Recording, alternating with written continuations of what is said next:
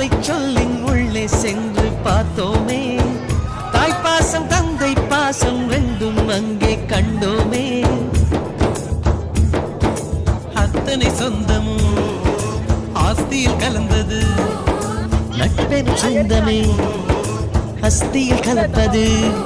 ஒரு சின்ன வேதனை வந்தாலும் அலைக்கோது என்ற கை நண்பன் கை. நாம் என்ன சாதனை செய்தாலும் அது நண்பன் தருகிற நம்பிக்கை. கண்ணனுக்கு கோயில் உண்டு, கர்ணனுக்கு ஏன் இல்லை? நட்புக்கு ஒரு கோயில் கட்டு, அதில் ஒன்றும் தவறில்லை.